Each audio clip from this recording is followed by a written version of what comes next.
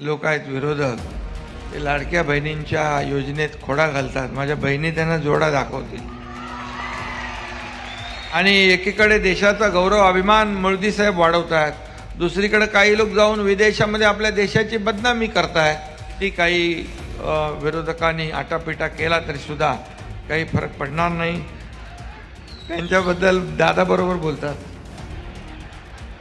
आता तिकडे बदलापूरमध्ये म्हणाले पहिले आरोपीला फाशी द्या, फाशी द्या, फाशी द्या, आमच्या समोर आणा. आता आरोपी जेव्हा गोळीबार करतो तेव्हा पोलीस काय शोपीस ठेवून बंदूक दाखवते ना, आणि ते केलं नसतं तर म्हणाले असते अरे वा, 4 लोक असून आरोपी गोळीबार करून पळून गेला, पिस्तूल बंदूक काय शोसाठी ठेवली. म्हणजे एकीकडे इकडून पण बोलायचं तिकडून पण बोलायचं. म्हणजे आता जाऊ दे, त्यांच्याबद्दल दादा बरोबर बोलतात. तुम्ही 2 हात जोडले, पण हे लोक आहेत विरोधक, ते लाडक्या बहिणींच्या योजनेत खोडा घालतात. माझ्या बहिणी त्यांना जोडा दाखवतील आणि एकीकडे देशाचा गौरव अभिमान मोदी साहेब वाढवतात, दुसरीकडे काही लोक जाऊन विदेशामध्ये आपल्या देशाची बदनामी करतायत. आणि हे कसलं, म्हणजे तुम्ही इथे बोलायची हिंमत नाही तर विदेशात जाऊन बोलतायत. शेवटी जनता सुज्ञ आहे. या देशातली जनता मोदीजींच्या पूर्णपणे पाठीशी आहे. जंग जंग पछाडले, सगळ्यांनी ठरवलं मोदीजी को हटाएंगे, पण मोदीजी हटे नाही. मोदीजी फिर एक बार बैठ गए उधर, तिसरी बार.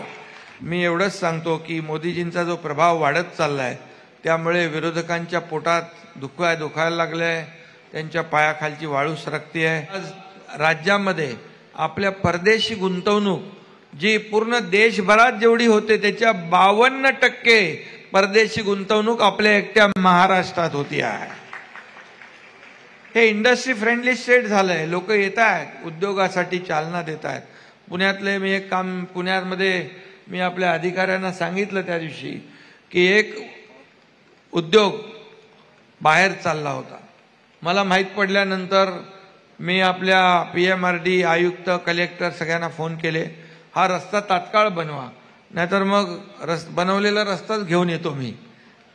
पण त्यांनी ताबडतोब डे नाईट करून तो रस्ता बनवला. ते दोघंही पती पत्नी उद्योजक धन्यवाद द्यायला मुंबईमध्ये आले. हे असं आपलं काम आहे. आणि म्हणून उद्योजक वाढतात, उद्योग येतात. त्यांना खात्री आहे की पूर्वी काही उद्योग गेले बाहेर तर म्हणाले आम्ही आल्यामुळे गेले. उद्योग 1-2 महिन्यात इकडचं तिकडे जात नाही, त्याला खूप सगळं तयारी करावी लागते. त्या उद्योजकांना वाटलं की महाविकास आघाडीचं सरकार आम्हाला काय मदत करणार नाही. त्यांना काय माहीत होतं आपलं नवीन सरकार येणार आहे, आणि त्यामुळे ते गेले. नंतर पस्तावले, म्हणाले आम्हाला माहीत नव्हतं नवीन सरकार येत आहे. आणि म्हणजे सरकार प्रॅक्टिकल आहे आणि प्रो डेव्हलपमेंट आहे, सगळ्यांना सोबत घेऊन पुढे जाणार आहे. म्हणून किती विरोधकांनी फेक नॅरेटिव्ह पसरवली तरी आमचं विकासाचं आणि कल्याणाचं नॅरेटिव्ह त्यांच्यावर भारी पडेल एवढा विश्वास या ठिकाणी व्यक्त करतो. MIDC उद्योग मंत्री इकडे आहेत आणि तुम्ही लवकरात लवकर त्याची जागा अधिग्रहित करा, लँड ॲक्विजिशन करा आणि शेतकऱ्यांना देखील योग्य तो मोबदला. शेतकरी हा आपला मायबाप आहे, अन्नदाता आहे, त्याचा कुठेही नुकसान होता कामा नये. अशा प्रकारचा मोबदला चांगला द्या. आणि म्हणून शेतकरी, कष्टकरी, कामगार, माता भगिनी, लाडक्या बहिणी, लाडके भाऊ सगळे आम्ही घेतलेत. आणि म्हणून लाडक्या बहिणींची योजना सुपरहिट ठरली आहे. आता लाडक्या भावांची पण सुपरहिट होती आहे. आणि मुख्यमंत्री एकनाथ शिंदे यांनी विरोधकांना चांगलंच धुवून काढलेलं आहे. तर मुख्यमंत्री एकनाथ शिंदे यांच्या प्रतिक्रियेवर तुम्हाला काय वाटतं ते आपल्या कमेंट बॉक्समध्ये लिहायला अजिबात विसरू नका.